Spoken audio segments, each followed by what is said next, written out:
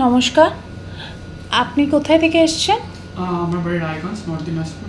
আচ্ছা, তো এখানে ডক্টর শৈবাল মৈত্র স্যারকে দেখাতে এসছেন তো?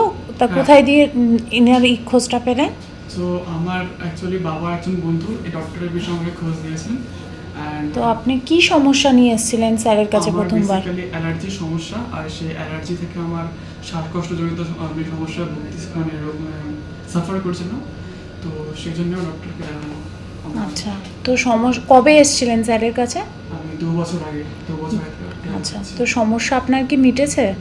আমার সমস্যা অলমোস্ট অনেকটাই এখন আমি আগের থেকে ভালো রয়েছি। আগে যখন আমার সবসময় শ্বাসকষ্টজনিত সমস্যা হতো, সেটা আমার এই মুহূর্তে আমার একদম কমে গিয়েছে, মানে একদম না কমলেও অনেকটা কমে গিয়েছে। আর কারেন্টলি এখনও বাকি রয়েছে অনেক ডোজ। তো তো আমি আশা করবো এই বিষয়টা যে যদি কোনো পেশেন্ট আপনারা থাকেন যারা এই শ্বাসকষ্টজনিত বা পালমোনারি কোনো রকম সমস্যায় ভুগছেন, তাহলে আপনারা ডক্টর শৈবাল মৈত্রকে দেখাতে পারেন এসে অ্যাপোলো মাল্টি স্পেশালিটি হসপিটাল, সল্টলেকে। Thank you. এখানে স্টাফদের ব্যবহার ভালো লেগেছে আপনার? হ্যাঁ, এখানে স্টাফরা যথেষ্ট সাহায্য করে আমাকে। যে কোনো রকম সমস্যায় স্টাফদের ব্যবহার খুবই ভালো, এবং স্টাফরা আমাকে সব রকম জিনিসই সাহায্য করে।